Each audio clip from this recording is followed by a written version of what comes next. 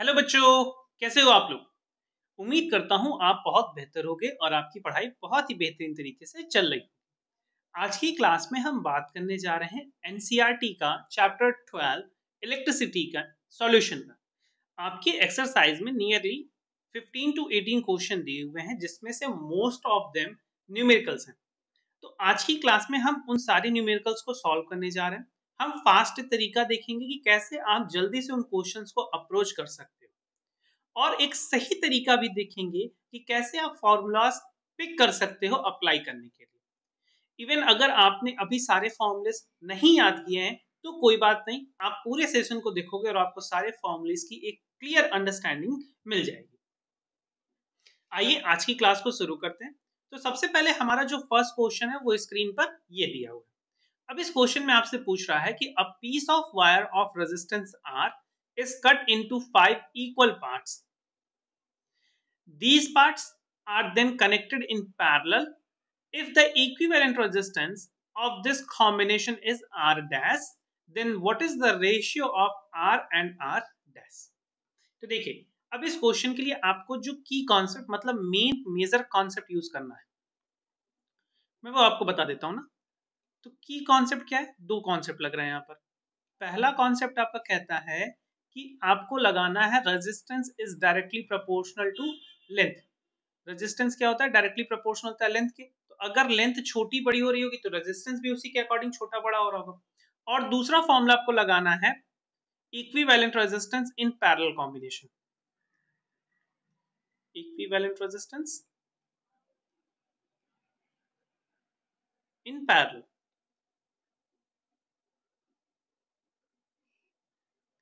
चलिए, पहला में अगर आपसे कह रहा है कि resistance is cut into 5 equal part, तो अगर हमारे पास एक वायर ऐसी थी, हमने इसको 5 पार्ट में कट कर दिया।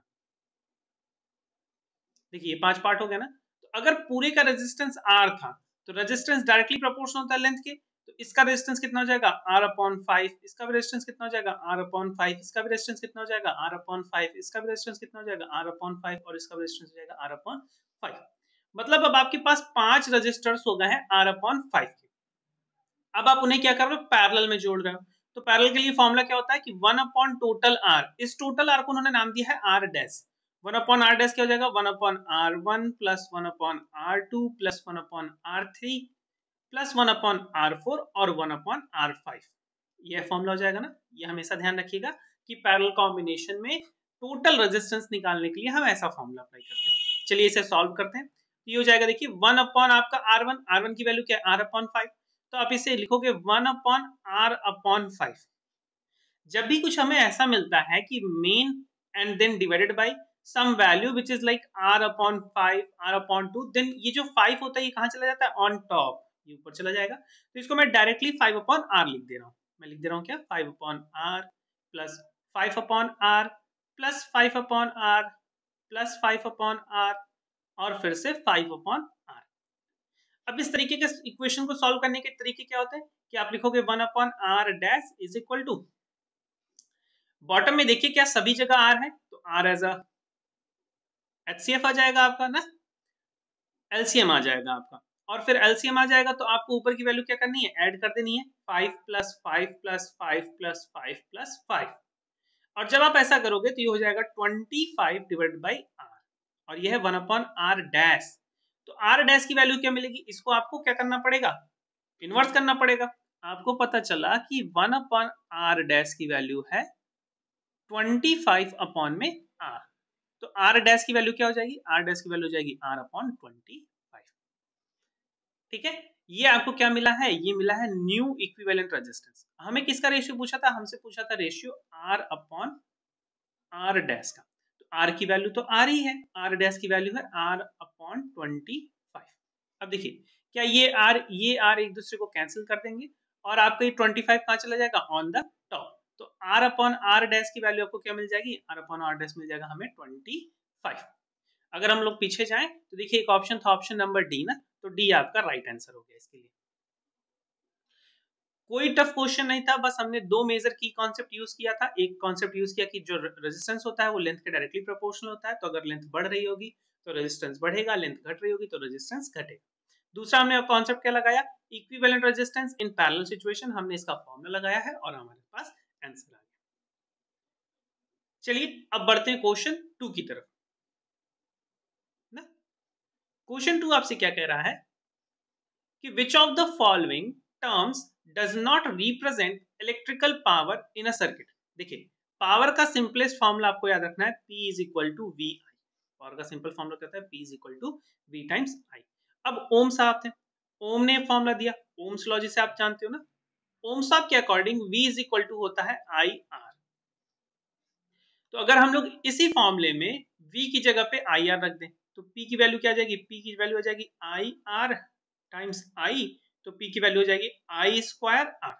देखिए कौन कौन सा हो गया आपका वी आई, ये तो आंसर नहीं हो सकता, आई स्क्वायर आर ये भी आंसर नहीं हो सकता। अब देखिए सेम फॉर्मूले में आई की जगह पे हम पुट करेंगे वी अपॉन आर, तो P is equal to V और आई की जगह इसी फॉर्मूले से देखिए अगर मैं आई को रीअरेंज करके इसका वैल्यू निकालूं तो क्या आई की वैल्यू ऐसे नहीं आएगी वी अपॉन आर, और अगर v अपॉन आर आएगी तो मैं इसी को यहीं पे पुट कर देता हूँ, तो p का एक फॉर्मूला मुझे और मिल जाएगा, क्या मिल जाएगा v स्क्वायर अपॉन में r। तो ये हमें लग रहा है ऑप्शन डी। तो ये तीनों तो हो सकते हैं लेकिन जो आई आर स्क्वायर दे रहा है ये पावर का टर्म नहीं है, इसलिए आपका यहाँ पर ये आंसर। समझ में आया? चलिए बात करते हैं क्वेश्चन नंबर 3। क्वेश्चन नंबर 3 में कह रहा है कि an electric bulb is rated this much 220 volt and 100 what when it is operated on 110 volt what is the power consumed। जब भी आपसे पावर कंजम्पशन पूछे तो पावर कंजम्पशन का फॉर्मूला होता है की कॉन्सेप्ट, मेजर कॉन्सेप्ट जो हम अपने यहाँ पे लगा रहे हैं वो है पावर कंज्यूमेशन का फॉर्मूला और पावर कंजम्पशन का फॉर्मूला, किस तरीके से आपकी जो शक्ति है वो खर्च हुई है, तो उसका फॉर्मूला होता है P is equal to V square upon में R। ठीक है, अब देखिए यहाँ पे दो पावर आपको दी हुई है तो इन्हें हम नाम देते हैं P1। तो P1 आपको दिया हुआ है 100 वॉट और P2 आपसे पूछा हुआ है, ठीक है भाई। V1 आपको दिया हुआ है 220 वोल्ट 220 वोल्ट और V2 आपको दिया हुआ है 110 वोल्ट। देखिए क्या बल्ब सेम है, हाँ सर बल्ब सेम है, इसका मतलब R1 और R2 एक दूसरे के बराबर होंगे, R1 और R2 में कोई अंतर नहीं।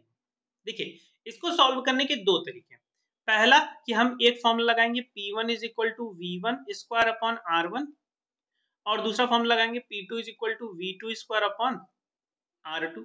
अब रेजिस्टेंस सेम है तो R1 और R2 की जगह मैं R ही लिख दूं तो कोई भी समस्या नहीं होगी हमें, तो R1 R2 is just R। तो या तो मैं पहले इक्वेशन से R की वैल्यू निकाल कर दूसरे इक्वेशन में पुट कर दूं, एक तरीका तो ये है, या फिर दूसरा तरीका ये हो सकता है कि मैं दोनों ही फॉर्मूले का रेशियो ले लूं और तब सॉल्व कर दूं। तो ऐसी सिचुएशन में क्या होता है कि वो दोनों एक दूसरे से कट जाते हैं। देखिए फॉर्मूला है P1 is equal to V1 square upon R और P2 इज इक्वल टू है V2 स्क्वायर अपॉन R।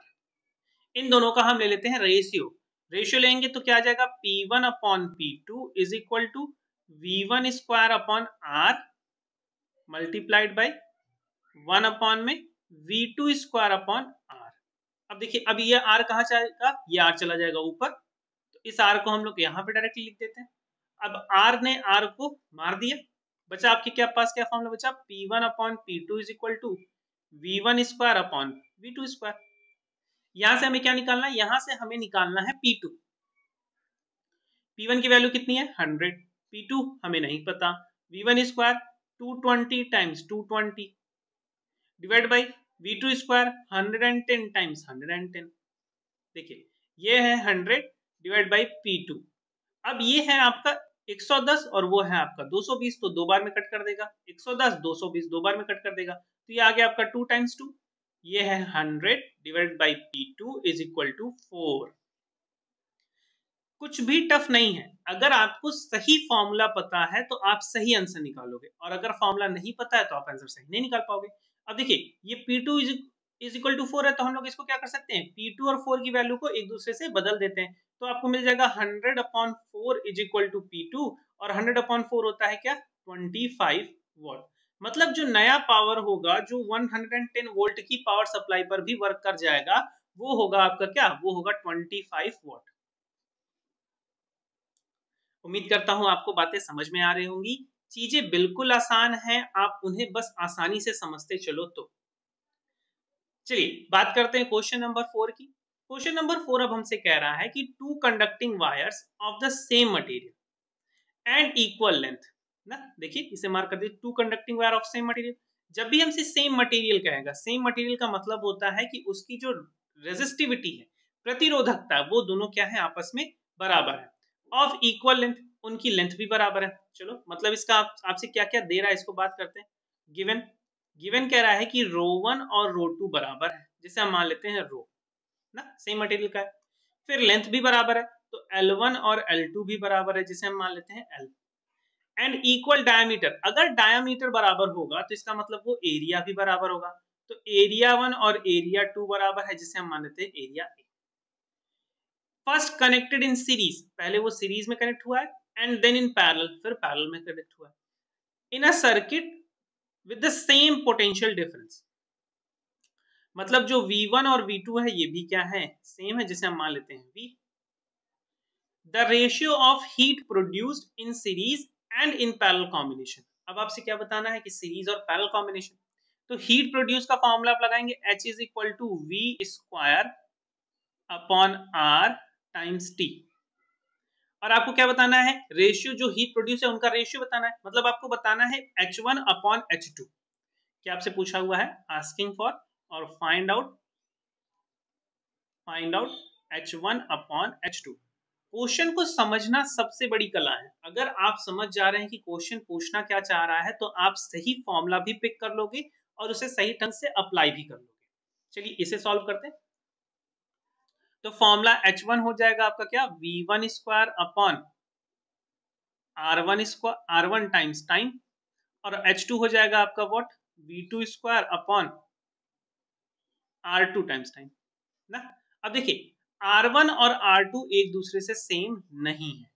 क्यों? क्योंकि R1 वो कंडीशन है जब वो दोनों वायर किस में जुड़े थे, सीरीज में, और R2 वो कंडीशन है जब वो वायर किस में जुड़े थे, पैरेलल में। तो when wires are connected in series, तो मैं डायरेक्टली लिख रहा हूं व्हेन इन सीरीज, जब वो थे किसमें, सीरीज में थे। तो देखिए एक वायर यहां पे आया, फिर दूसरा वायर यहां पे आया, इसका कुछ रेजिस्टेंस R था, इसका कुछ रेजिस्टेंस R था, दोनों सीरीज में जुड़े हैं, तो टोटल रेजिस्टेंस हो जाएगा, क्या हो जाएगा, 2R। इसे मैं स्मॉल आर नाम दे देता हूँ ना, थोड़ा क्लियरिटी बनेगी। तो ये हो जाएगा 2R। दूसरा कंडीशन, तो ये आपकी वैल्यू हो गई R1 की, ये वैल्यू किसकी हो गई, R1 की। When they are in parallel, तो व्हेन इन पैरेलल, तो पैरेलल में कंडीशन हमने क्या माना है कि अब वायर क्या है, पैरेलली जुड़े हैं, कुछ ऐसे जुड़े हैं, एक वायर यहाँ पर है, दूसरा वायर यहाँ पर है। पहले वायर का रेजिस्टेंस है R, दूसरे वायर का भी रेजिस्टेंस है R।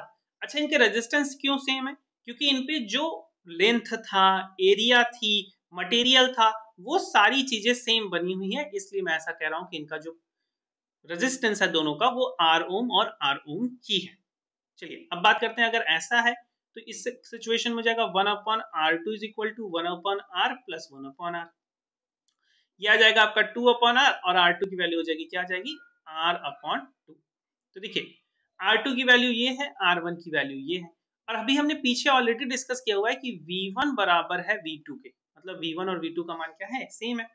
चलिए अब इनका रेशियो ले लेते हैं, तो H1 upon H2, H1 upon H2 का मतलब क्या हो जाएगा, V1 square upon R1 times T multiplied by 1 upon में V2 square upon R2 times T। देखिए क्या क्या कटेगा, क्योंकि V1 और V2 सेम है, since V1 is equal to V2, अगर ऐसा है तो V1 square V2 square cancel हो जाएंगे, टाइम और टाइम भी कैंसिल हो जाएगा, R2 चला जाएगा आपका ऊपर और R1 आ जाएगा नीचे, तो ये हो जाएगा H1 upon H2 is equal to R2 upon में R1। देखिए R2 की वैल्यू थी R अपॉन 2 और R1 की वैल्यू थी 2R, तो R ने R को मारा और ये बन गया 1 अपॉन 4। तो इसका मतलब H1 और H2 का रेशियो जो होगा वो हो जाएगा option number C, 1 upon 4, right answer. मतलब सीरीज में जुड़ा है और जब पैरेलल में जुड़ा है तो उनके द्वारा प्रोड्यूस की गई हीट का जो रेशियो है वो है 1 अपॉन 4। अब तक की सारी बातें मुझे लग रहा है आपको बहुत अच्छे से समझ में आई होंगी। चलिए बात करते हैं क्वेश्चन नंबर 5 की। तो they are asking how is voltmeter connected in the circuit to measure the potential difference between 2 point. देखिए अगर कभी भी आपसे पूछता है कि आपको वोल्ट मीटर कैसे लगाना है, तो volt meter is always in parallel combination. क्यों पैरेलल में, क्यों भाई, क्योंकि पैरेलल कॉम्बिनेशन में क्या होता है, आपकी वोल्टेज सेम रहती है, okay, due to same potential difference. मैं पीडी लिख दे रहा हूँ, आप पोटेंशियल डिफरेंस समझिएगा ना। अगर हम सीरीज में लगा देंगे तो वहां पर करंट सेम रहेगी लेकिन पोटेंशियल डिफरेंस चेंज हो जाएगा। इसीलिए अगर आपको वोल्ट मीटर लगाना है तो वोल्ट मीटर हमेशा किस में लगेगा, पैरेलल कॉम्बिनेशन। अगर यहीं आपको अमीटर लगाना है जो करंट को मेजर करता है, तो अमीटर किस में आपका लगेगा, वो लगेगा आपका सीरीज कॉम्बिनेशन में, क्योंकि वो सीरीज कॉम्बिनेशन में सेम करंट होती है। चलिए बात करते हैं नेक्स्ट क्वेश्चन नंबर 6 की। यहां पर आपसे पूछ रहा है a copper wire has a diameter of this. तो हमें क्या क्या दिया हुआ है, डायमीटर दिया हुआ है, मतलब डी दिया हुआ है किसी वायर के लिए 0.5 मिलीमीटर। चलिए सबसे पहले इसका क्या करते हैं, मीटर में कन्वर्ट करते हैं। मीटर में कन्वर्ट करेंगे तो हो जाएगा 0.5 गुणित 10 की घात माइनस ऑफ 3 मीटर। अब अगर आप रेडियस निकालते हो आर, तो आर होता है diameter divide by 2। Diameter divide by 2 करेंगे आप तो 0.5 divided by 2 times 10⁻³ metre. And the resistivity of this, rho की वैल्यू दी हुई है, रेजिस्टिविटी दी हुई है 1.6 टाइम्स 10⁻⁸ ओम मीटर।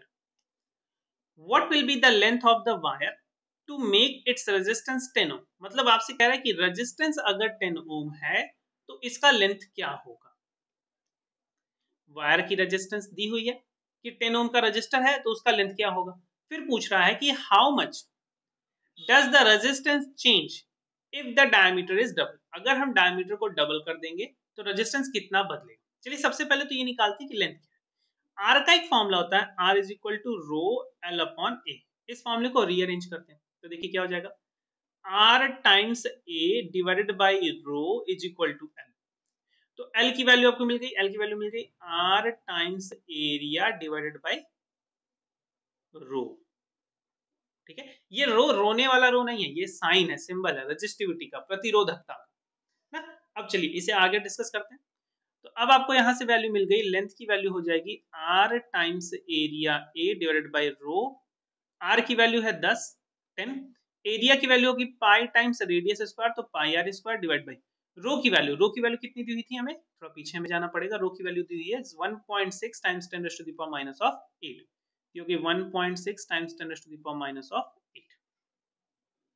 चलिए मल्टीप्लाई करते हैं इसे, ये हो गया 10 टाइम्स पाई की वैल्यू 3.14 टाइम्स आर की वैल्यू थी 0.5 डिवाइडेड बाई 2, इसे 0.25 कर ले, ये हो जाएगी 0.25 times 10⁻³ whole square divided by 1.6 times 10⁻⁸।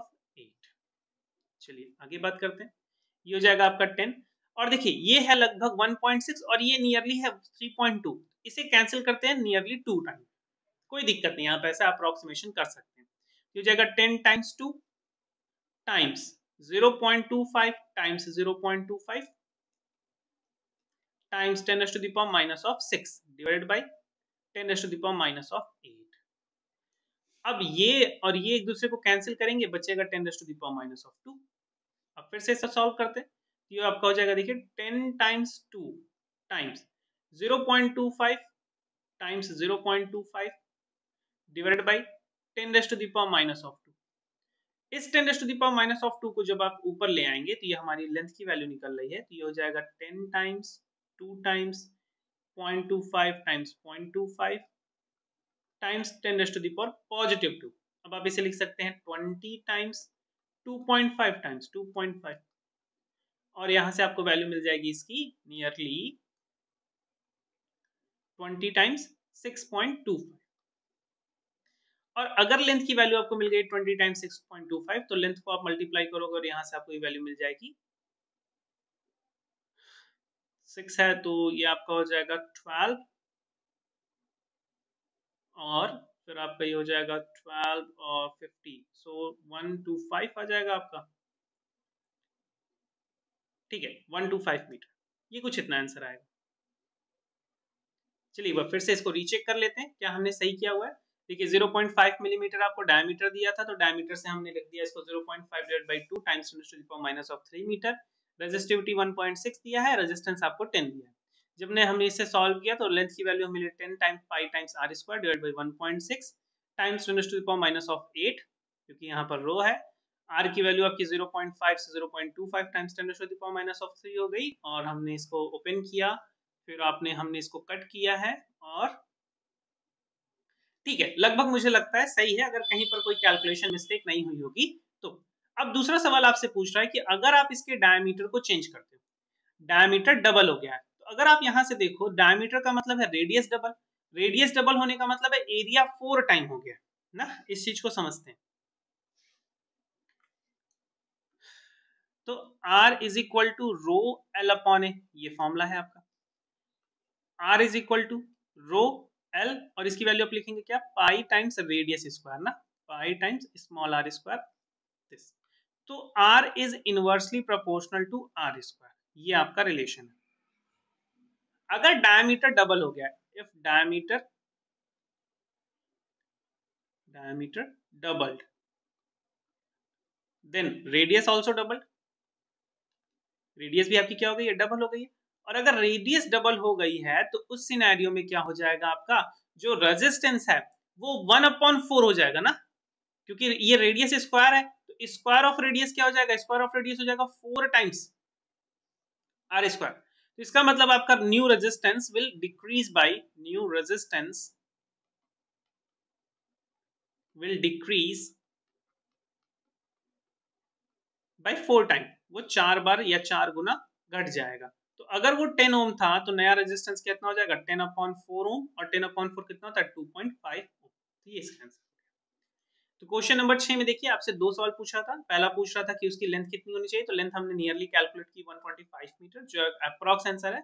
और दूसरा हमसे पूछ रहा था कि उसके डायमीटर को डबल करने पर रेजिस्टेंस कितना चेंज होगा, तो उसका वैल्यू आया आपका 2.5 हो जाएगा, चेंज कितना हुआ 7.5। चलिए आगे बात करते हैं। The values of current I flowing in a given resistor for the corresponding values of potential differences V across the resistor are given as follows।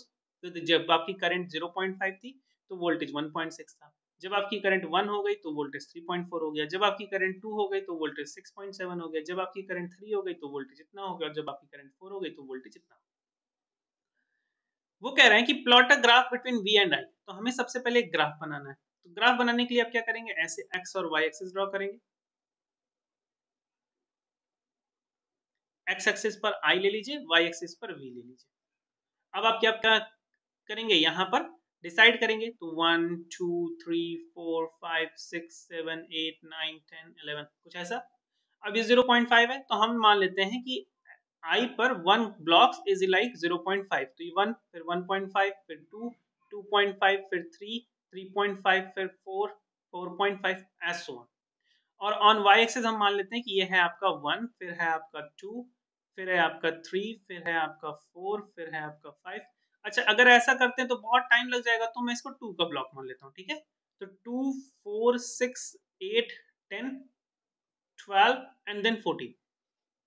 जब आपकी वैल्यू थी 0.5, तो आपका जो करंट था वो, सॉरी वोल्टेज था, वो था 1.6, तो 1.6 सपोज यहाँ कहीं आएगा। फिर जब आपकी करंट हो गई 1, तो वोल्टेज हो गया आपका 3.4, 3.4 समवेयर यहाँ आएगा। फिर आपकी जब करंट हो गई 2, तो वोल्टेज हो गया 6.7, तो 6.7 आपका समथिंग यहाँ आएगा। देखिए कैसे मिला रहे हैं, ये 6.7 की पॉइंट हो गई और ये 2 की पॉइंट हो गई, कुछ ऐसा। फिर जब आपकी करंट हो गई 3, तो वोल्टेज हो गया 10.2, तो 3 पर वोल्टेज हो गया आपका कुछ ऐसा। फिर जब आपकी करंट 4 हो गई तो वोल्टेज हो गया 13.2, तो 13.2 समथिंग आ जाएगा आपका कुछ 4 के लिए ऐसा। आप एक ऐसे लाइन ड्रॉ कर देंगे 0 से। जब आप इसे करोगे ऑन द ग्राफ पेपर, तो आप पाओगे ये this is a nearly like a constant, ये लगभग क्या है, एक कांस्टेंट लाइन। अगर इसका आप स्लोप निकाल लो, कैलकुलेट कर लो स्लोप, तो आपको मिल जाएगी वैल्यू ऑफ रेजिस्टेंस R। तो स्लोप निकालने के लिए आप क्या करोगे, स्लोप के लिए होता है the change in y axis upon the change in x axis. y axis पे वोल्टेज है, तो the change in voltage divided by the change in current. देखिए स्लोप बताएगा रेजिस्टेंस R। हम कोई दो पॉइंट लेते हैं, हम मान लेते हैं कि इनिशियल ये वैल्यू है, फाइनल्स ये वैल्यू है। तो delta y change in voltage कितना है, 10.2 minus 3.4 divide by delta current, current कितना है 3 माइनस 1। 10.2 में से 3.4 आप लेस करोगे तो आपको ये वैल्यू मिल जाएगी नियरली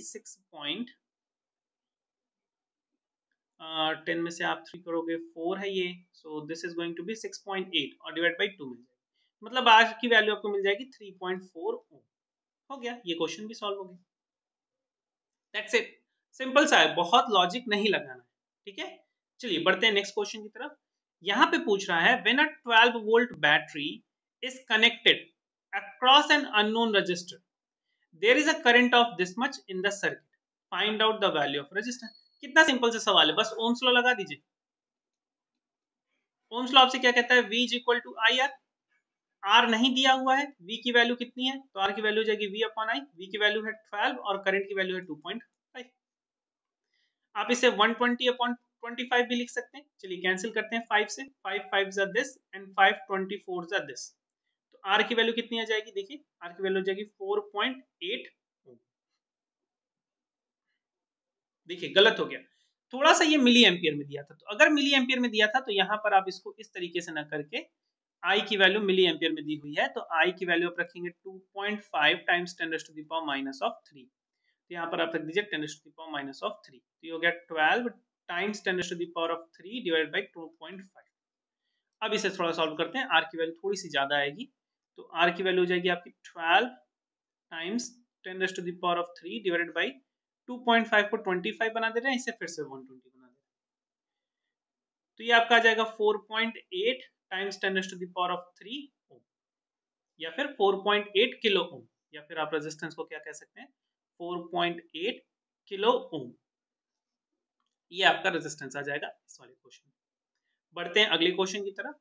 क्वेश्चन 8 आपसे कह रहा है कि a battery of 9 volt is connected in series with a resistor of all this respectively how much current would flow from this 12 ohm resistor। तो देखिए पहले हम लोग एक ऐसा वायर बनाते हैं जिसमें 0.2 0.3 0.4 0.5 एंड 12 ओम के रजिस्टर सीरीज में जुड़े हुए हैं, और इस सभी को कनेक्ट करा दिया एक बैटरी से जो कि 9 वोल्ट की है।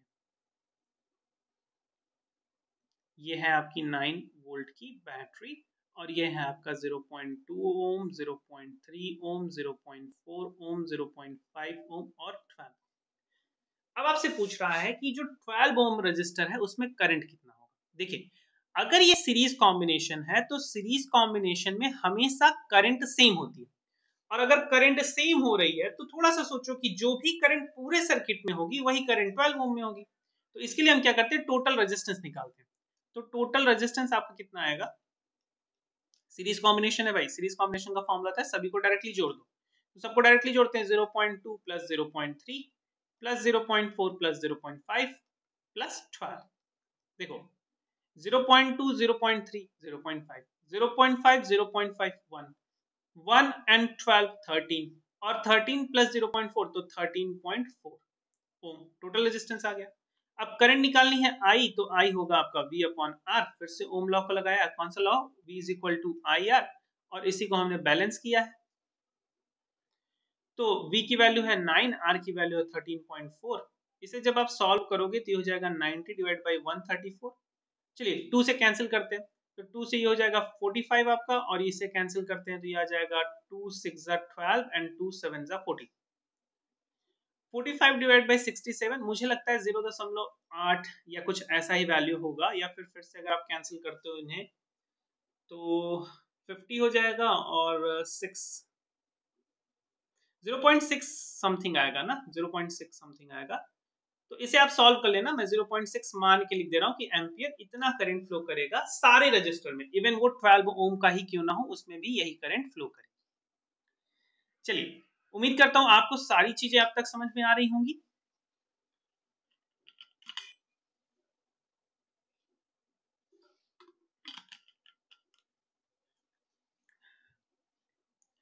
बात करते हैं नेक्स्ट क्वेश्चन की।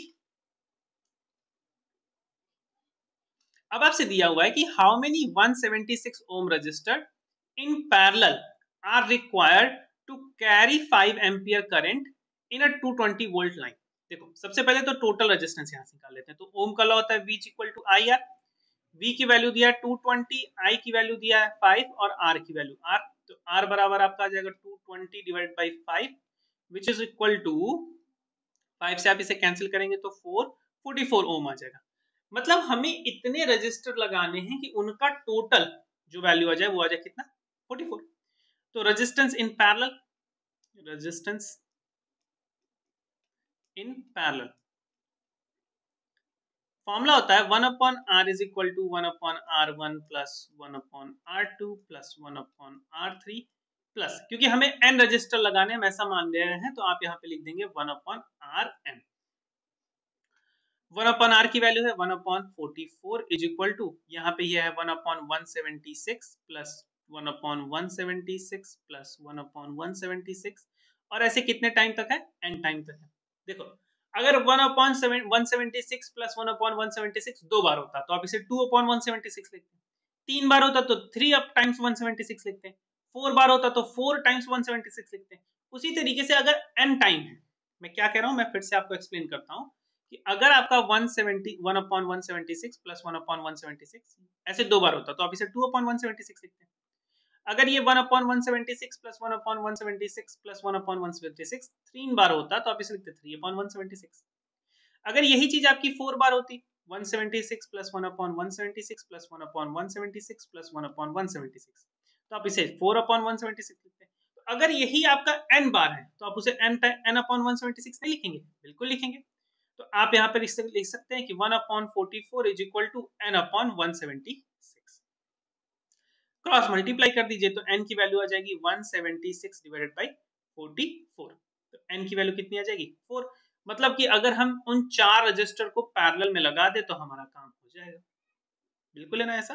तो आंसर कितना आ गया, हाउ मेनी, तो there should be 4 resistors in parallel are required to carry 5 ampere current in a 220 volt line. That's it. चलो आगे बात करते हैं। डरा ना किया करो क्वेश्चन से, क्वेश्चन से आप तुम जितना डरोगे क्वेश्चन तुम्हें उतना डराएगा। क्वेश्चन अगर आ रहा है तो सोचो यार कितना सिंपल सा है, कितना इजी सा है, बस पढ़ो समझो उस चीज को कि क्या हो रहा है, कैसे हो रहा है उस क्वेश्चन के साथ, मैं अप्लाई कर सकता हूँ इस लॉजिक को या नहीं लॉजिक को अप्लाई कर सकता हूँ। पहले लिखते चले जाओ कि गिवन है क्या क्या चीजें गिवन नहीं है, और उसी हिसाब से लगा दो। इस क्वेश्चन में क्या दे रहा है, how would you connect the 3 resistor each of resistance 6 ohm so that combination has a resistance of 9 ohm and 4 ohm। अब देखो थोड़ा सा यहाँ पर हमें कह रहा है कि 6 ओम के कुछ रजिस्टर हैं, उनको तुम किस तरीके से कंबाइन करोगे कि उनका जो टोटल रेजिस्टेंस है वो 9 ओम आ जाए या तो 6 ओम आ जाए। देखो सबसे पहले अगर टोटल ऑल सीरीज में जोड़ दें, अगर सभी को ऑल सीरीज जोड़ दें तो ये हो जाएगा 6 प्लस 6 प्लस 6, वो कितना आ जाएगा 18 ओम, जो कि कम वैल्यू है, मतलब सभी सीरीज में तो नहीं जोड़े जा सकते। अब सभी को पैरेलल कर दो, ऑल पैरेलल।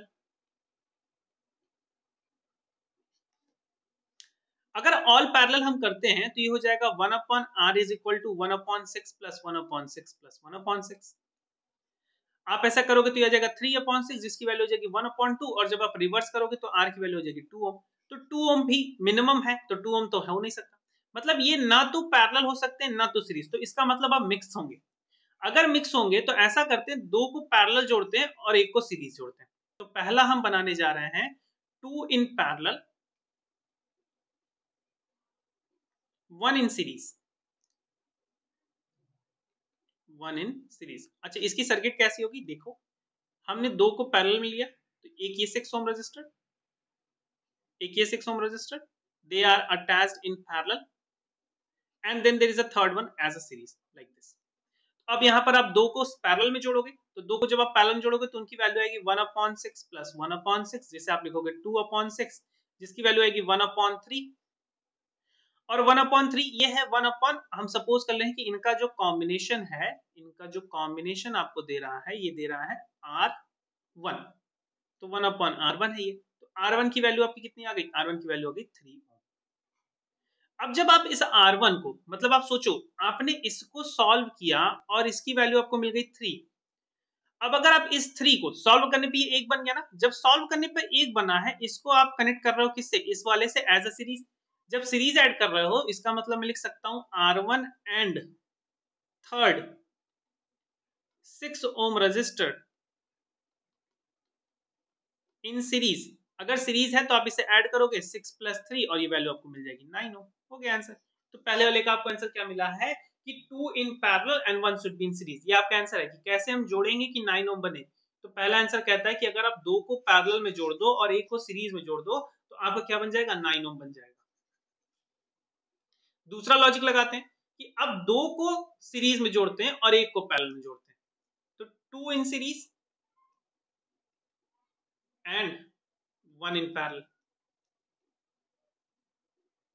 चलिए करके देखते हैं इसे। तो 2 को सीरीज में जोड़ा हमने, पहले ऐसे 6 और 6, और फिर इसको हमने जोड़ दिया है एक 6 के साथ पैरेलल में। तो जब आप इन दोनों 6 को सीरीज में जोड़ोगे तो इसकी वैल्यू आपको मिलेगी, कितनी मिलेगी, ये आ जाएगा आपका 12 और बॉटम वाला आ जाएगा 6। मतलब अब 12 और 6 है किसमें, पैरेलल कॉम्बिनेशन में। तो लगाते हैं formula 1/r is equal to हो जाएगा 1/12 प्लस 1/6। इसका आप एलसीएम लोगे तो आपका एलसीएम मिलेगा 12, यहाँ पर आ जाएगा 1 और यहाँ पर आ जाएगा 2, ये आपको मिल जाएगा 3/12। तो r की वैल्यू आ जाएगी 12/3 और 12/3 होता है 4 ओम। आपको दूसरे वाले का आंसर मिल गया। तो पहले वाले का क्या लॉजिक है कि पहले वाला कह रहा है आपसे कि अगर 9 ओम चाहिए तो 9 ओम के लिए आपको क्या करना पड़ेगा, 2 को पैरेलल में और 1 को सीरीज में जोड़ना होगा। और अगर 4 ओम चाहिए तो आपको क्या करना पड़ेगा, 2 को सीरीज में और 1 को पैरेलल में जोड़ना पड़ेगा। ये आपका आंसर हो गया, दैट्स इट। चलिए फिर आगे बढ़ते हैं। अब यहाँ पे कह रहा है आपसे several electric bulbs are designed to be used on this voltage electrical supply are rated as 10 watt। उन पर कितना लिखा हुआ है, power as 10 watt। How many lamps can be connected in parallel with each other across the two wires of 220 volt line if the maximum allowable current is 5 ampere। जो maximum current allow की जा रही है वो कितनी है, 5 ampere है, और टोटल आपको जो वोल्टेज दिया हुआ है वो 220 वोल्ट का है। इस सिचुएशन में आप क्या करोगे कि टोटल पावर निकाल लेते हैं। हम लोग क्या करते हैं, टोटल पावर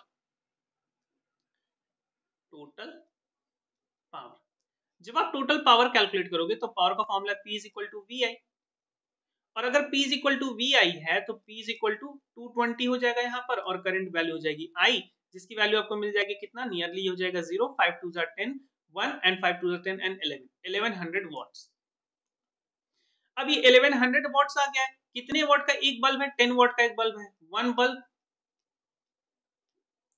इज 10 वॉट, या लैंप है, बल्ब है, जो भी है आपका। तो फिर आपका नंबर ऑफ बल्ब कितना हो जाएगा, total power divide by 10। Total था आपका 1100 डिवाइड बाई 10, आपको कितनी मिल गए, 110 बल्ब्स। तो उस सर्किट से या उस सप्लाई लाइन से आप 110 बल्ब जला सकते हो। चलिए आगे प्रोसीड करते हैं। Question 13 is saying a hot plate of an electric oven connected to a 220 volt line has two resistance. एक आपका हॉट प्लेट है जिसके पास दो रेजिस्टेंस है, coil A and coil B के, जिनकी वैल्यूज कितनी है, 24 ओम। अब कह रहे हैं कि विच में बी यूज सेपरेटली, जो सेपरेटली यूज हो सकते हैं, अलग अलग यूज हो सकते हैं, फिर सीरीज में यूज हो सकते हैं, या फिर पैरेलल। मतलब देखो तीन कंडीशन बनाया है। एक कंडीशन है दे आर सेपरेटेड सेपरेटली, फिर दूसरा कंडीशन है इन सीरीज, और फिर तीसरा कंडीशन है इन पैरेलल। देखो अगर सेपरेटली यूज होंगे तो उनका जो रेजिस्टेंस होगा वो केवल कितना होगा, 24 होगा। लेकिन अगर सीरीज में होंगे तो सीरीज में हो गया 24 और 24, एक कॉइल ए आपका हो गया, एक कॉइल बी हो गया, ये दोनों सीरीज में है, ए एंड बी।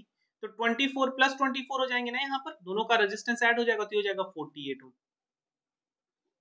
ये आपका 24 ओम। और जब ये पैरेलल में हो जाएंगे तो पैरेलल में कॉइल ए, कॉइल बी, और इनका रेजिस्टेंस चलिए निकालते हैं। तो ये आ जाएगा आपका 1/r is equal to 1/24 plus 1/24, जिसकी वैल्यू हो जाएगी r, या फिर मैं यहीं पे लिख दे रहा हूँ 2/24। 2/24 को 1/12 लिखोगे आप तो 1/r की वैल्यू हो जाएगी 1/12, तो r की वैल्यू हो जाएगी 12 ओम। तो देखिए तीनों सिनेरियो में हमने रेजिस्टेंस निकाल लिया। अब हमसे पूछ क्या रहे हैं, इस बात को पढ़ते हैं। What are the currents in the three cases. अब हमसे करंट पूछ रहा है, तीनों के लिए आप ओम्स लॉ लगा दो। तो फर्स्ट केस के लिए क्या है, Ohm's law V is equal to I R. Voltage कितना दिया था, वोल्टेज देख लेते हैं फिर से, 220 का दिया, और पहले सिचुएशन में जो रेजिस्टेंस है वो है 24 का। तो करंट I कितनी हो जाएगी, I is equal to V upon R. V है आपका 220 का और रेजिस्टेंस है आपका 24 का। सॉल्व कर लीजिए, जो आंसर आएगा आपका वैल्यू हो जाएगी। मुझे लगता है ये आपकी आएगी समथिंग अप्रॉक्स 9 पॉइंट समथिंग आएगा क्या, 9.1 समथिंग ना। मैं 9.1 एम्पियर लिख देता हूँ, कुछ ऐसा ही आएगा। दूसरा सॉल्व करते हैं। फिर से यहाँ पर I is equal to V upon R हो जाएगा, और यहाँ पर V है आपका 220, रेजिस्टेंस है आपका 48 का। तो इसे जब आप सॉल्व करेंगे तो आपको ये मिल जाएगा, ये आपका हो जाएगा 480, और 480 में आप हाफ करोगे तो 240, तो ये हो जाएगा आपका 4.5 समथिंग, कुछ ऐसा ही आएगा 4.5 एम्पियर। फिर थर्ड आप सॉल्व करते हैं। थर्ड में क्या हो जाएगा, I is equal to V upon R, और यहाँ पर V की वैल्यू है 220 और रेजिस्टेंस है बहुत ही कम, केवल और केवल 12 का। तो जब आप इसे सॉल्व करोगे तो आपको ये वैल्यू मिल जाएगी 12, सो 12 वन जा देन 10 100, 12 8 जा and then 40, so 12 3, so 8.3 ampere, ये कुछ ऐसा बचेगा। इसके भी एक्यूरेट वैल्यूज आप निकाल सकते हो, ये आपके हो जाएंगे 110 डिवाइड बाई 24, तो वो ठीक है, नियरली कुछ ऐसा ही वैल्यूज आएंगे। हो गया, ये भी क्वेश्चन आपके सॉल्व हो गए, सारे केसेस निकाल लिए। क्वेश्चन 14 पे आते हैं। क्या कह रहा है, compare the power used in 2 ohm resistor in each of the following circuits. एक 6 वोल्ट की बैटरी में सीरीज के साथ है 1 ओम एंड 2 ओम का रजिस्टर। हमें क्या निकालना है, पावर निकालना है इस 2 ओम के रजिस्टर में। तो पहला क्या है कि 6 वोल्ट की बैटरी के साथ 1 ओम और 2 ओम का रजिस्टर सीरीज में जुड़ा हुआ है। This is 1 ohm, this is 2 ohm, और यहाँ पर 6 वोल्ट है। तो हम क्या करते हैं, पावर निकालने के लिए फॉर्मूला होता है, एक होता है आपका फॉर्मूला होता है I स्क्वायर R, ये भी फॉर्मूला है। तो हम 2 ओम में क्या निकाल लेते हैं, करंट। इस सर्किट में करंट कितना होगा, तो करंट निकालने के लिए टोटल रेजिस्टेंस चाहिए। टोटल रेजिस्टेंस है आपका R टोटल इज 1 + 2, क्योंकि सीरीज है तो 3 ओम हो गया। तो करंट I आपको क्या मिलेगी, V अपॉन R, और V है आपका 6, R है आपका 3, तो ये आपको 2 एम्पियर करंट मिलेगी। तो 2 ओम में पावर कितना होगा, अब पावर इन 2 ओम रजिस्टर, तो power two in 2 ohm resistor में हो जाएगा P is equal to I square R। I की वैल्यू है आपकी 2, तो 2 का स्क्वायर, और R की वैल्यू है आपकी फिर से 2, तो हो गया 4 2 जा 8, 8 वॉट्स। मतलब पहले वाले क्वेश्चन में 2 ओम के रजिस्टर में कितना पावर है, 8 वॉट का पावर है। चलिए दूसरा पढ़ते हैं।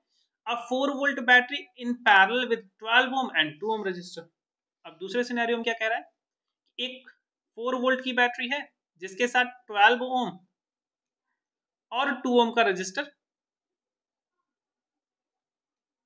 पैरेलली जुड़े हुए हैं। ये 4 वोल्ट की बैटरी।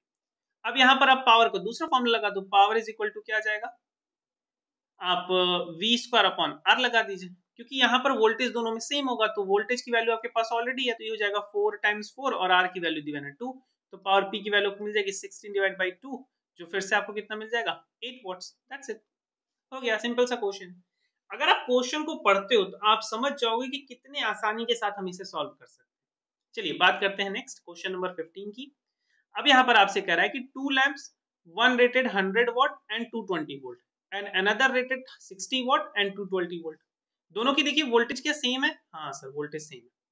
तो टोटल पावर कितनी हो जाएगी, टोटल पावर आप ऐड कर सकते हैं 100 + 60 हो जाएगी 160, या फिर आप कुछ ऐसा भी कर सकते हैं। देखिए क्या पूछ रहा है, are connected in parallel to electric main supply, what current is drawn from the line in the supply voltage. अब देखिए जो पैरेलल होता है इसमें करंट डिवाइड होके ऐड होती है, तो हम क्या करते हैं पहले वाले सर्किट के लिए, क्योंकि आपका P1 की वैल्यू दिया है 100, V1 की वैल्यू दिया है 220, करंट I1 निकाल लेते हैं। फिर P2 की वैल्यू दिया है आपकी 60, V2 की वैल्यू दिया है 220, करंट I2 निकाल लेते हैं, और टोटल करंट आपकी हो जाएगी I is equal to I1 + I2। हो गया, बस सिंपल सा है। तो I1 की वैल्यू कितनी हो जाएगी, I1 की वैल्यू हो जाएगी P1 अपॉन V1, और I2 की वैल्यू हो जाएगी P2 अपॉन V2। अब मुझे लगता है कि ये कैलकुलेशन आप इजीली कर सकते हो, तो मैं इसको आपको एज असाइनमेंट दे रहा हूं, आप इसकी वैल्यूज निकाल करके मुझे आप कमेंट करके बताओ। चलिए आगे बात करते हैं। Which uses more energy, a 250 watt TV set in 1 hour or a 1200 watt toaster in 10 minutes। देखिए एनर्जी का फॉर्मूला है, तो एनर्जी मतलब होता है वर्क, और एनर्जी सेम, तो एनर्जी E के लिए आप फॉर्मूला लगा सकते हैं, क्योंकि आपको पावर दे रहा है और टाइम दे रहा है, तो E इज इक्वल टू, आप लगा दीजिए पावर टाइम्स टाइम ना। यहां पर पावर है आपकी 250 वॉट और टाइम है 1 आवर का, तो 1 आवर और ईच आवर में कितने 60 मिनट, एवरी मिनट कितने 60 सेकेंड, तो ये आपका हो गया 250 टाइम्स 3600। इसको आप कैलकुलेट करिए, तो ये आपका ये टीवी का लिए निकाल रहे हैं हम, ये वाला जो आपका चल रहा है ये केस है आपका टीवी का ना। तो ई की वैल्यू आपको कितनी मिल जाएगी, ई की वैल्यू आपको मिल जाएगी, या फिर हम लोग एक काम करते हैं इसको थोड़ा और इजी बनाते हैं, इसको आवर में ही रखते हैं, दूसरे वाले को हम आवर में कन्वर्ट कर लेंगे, तो ये आपको मिल जाएगा 250 जूल एनर्जी। दूसरा केस है आपका टोस्टर का, तो टोस्टर के लिए E is equal to P T आप फिर से लगाएंगे। अब इसकी पावर 1200 है और इसका जो टाइम है वो 10 मिनट का है, तो 10 मिनट डिवाइड बाई 60 कर देते हैं इसको आवर में कन्वर्ट करने के लिए, तो 0 0 कैंसिल आउट हो जाएगा, और 0 0 अगर कैंसिल आउट हो गया तो आपकी यहाँ पर 6 से इसको कैंसिल आउट करेंगे और आपको यहाँ मिल जाएगा 200, तो ये केवल 200 जूल यूज हो रहा है। ये ईच आवर का हमें सेंस दे रहा है कि इतने टाइम में इतना यूज हो रहा है। तो कौन सा आपको लग रहा है कि ज्यादा एनर्जी यूज कर रहा हो, डेफिनेटली टीवी जो है वो आपकी ज्यादा एनर्जी यूज कर रही है एज कंपेयर टू टोस्टर। चलिए आगे बढ़ते हैं। अब यहां पर पूछ रहा है आपसे, an electric heater of resistance 8 ohm draws 15 ampere from the service mains 2 hours, calculate the rate at which heat is developed. देखिए जब भी आपसे रेट ऑफ हीट पूछे या रेट ऑफ एनर्जी पूछे तो इसका मतलब वो पूछ रहे हैं पावर, तो पावर हो जाएगा वर्क अपॉन टाइम या फिर हीट अपॉन टाइम। ठीक है, हीट की वैल्यू या फिर आप फॉर्मूला लगा सकते हैं, क्या लगा सकते हैं formula, V I T upon T, time और टाइम कैंसिल कर देगा, वी आई लगा दीजिए या फिर आपको जो वैल्यूज दी हैं उसके अकॉर्डिंग लगा दीजिए, तो आपको रेजिस्टेंस दिया हुआ है और क्या दिया हुआ है, करंट दिया हुआ है, तो हम फॉर्मूला लगा देते हैं आई स्क्वायर आर, तो पावर का वैल्यू कितना जाएगा, आई स्क्वायर की वैल्यू जाएगी 15 टाइम्स 15 और आर की वैल्यू दिया हुआ है 8, और ये हो जाएगा आपका जूल्स पर आवर आप कह लो या पर सेकेंड कह लो। ठीक है, चलिए 15 और 15 की हो जाएगी 225 टाइम्स 8, अब आपको ये वैल्यू मिल जाएगी लगभग नियरली 1600 वॉट्स, या फिर आप कह देंगे जूल पर आवर या जूल पर सेकेंड। चलिए हो गया, मुझे लगता है लास्ट क्वेश्चन आपका बचा हुआ है। अब यहाँ पर आपसे कुछ थ्योरेटिकल क्वेश्चंस पूछे हुए, चलिए इन पे बात कर लेते हैं। पहला पूछ रहा है, why is tungsten used almost exclusively for filament of electric lamp. अब टंगस्टन को हम इसलिए यूज करते हैं क्योंकि इसकी रेजिस्टेंस ज्यादा होती है, तो रेजिस्टेंस ज्यादा होगा तो हीट प्रोवाइड करेगा, और प्लस ये क्या करे, मेल्ट नहीं होगा, तो इसका मेल्टिंग पॉइंट भी ज्यादा होगा, तो रेजिस्टेंस हाई है प्लस मेल्टिंग पॉइंट भी हाई है, इसलिए हम टंगस्टन यूज कर रहे हैं। Why are the conductors of electrical heating devices such as bread toasters and electric iron made of alloy rather than a pure material?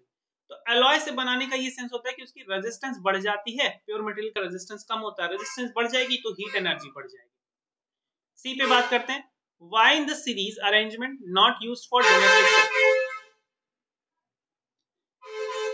थोड़ा road पे है तो कुछ डिस्टरबेंस क्रिएट हो जाते हैं। चलिए अब हमसे पूछ रहा है कि सीरीज सर्किट को हम लोग डोमेस्टिक क्यों नहीं यूज करते। देखिए सीरीज में क्या होता है, वोल्टेज सप्लाई या पावर घटता चला जाता है एज कंपेयर टू पैरेलल। तो सोचो हमने एक बल्ब यहाँ लगाया, एक बल्ब दूसरे रूम में या लास्ट रूम में लगाया, तो वहां पर उसको अच्छे से पावर सप्लाई ही नहीं मिलेगी, अच्छे से वोल्टेज ही नहीं मिलेगा, वहां तक वोल्टेज पहुंच ही नहीं पाएगा, और अगर वहां तक वोल्टेज या पावर नहीं पहुंच पाएगी तो जो भी अप्लायंसेस लगे हैं वो अच्छे से वर्क नहीं करेंगे। ऐसी इसीलिए हम क्या करते हैं, डोमेस्टिक सर्किट्स को हम सीरीज ना यूज करके हम पैरेलल प्रेफर करते हैं, पैरेलल यूज करते हैं। सीरीज कहाँ यूज होती है, देखिए आपने झालर देखा है ना, जो अपनी दिवाली पे यूज करते हो, एक बल्ब खराब तो सारी खराब, वो सीरीज कॉम्बिनेशन। तो घरों में भी ऐसा होगा, कोई भी एक अप्लायंसेस खराब, पूरे घर की लाइट चली जाएगी। इसीलिए पैरेलल कॉम्बिनेशन के कुछ फायदे हैं, इसलिए हम उनको यूज करते हैं। Next, how does the resistance of a wire vary with its area। तो resistance is inversely proportional to area, ज्यादा एरिया तो रेजिस्टेंस कम, कम एरिया तो रेजिस्टेंस ज्यादा। अब wire copper and aluminium wires usually employed for electricity transmission due to less resistance. Copper और aluminium की रेजिस्टिविटी आप कह लो कि कम होती है ड्यू टू लेस रेजिस्टिविटी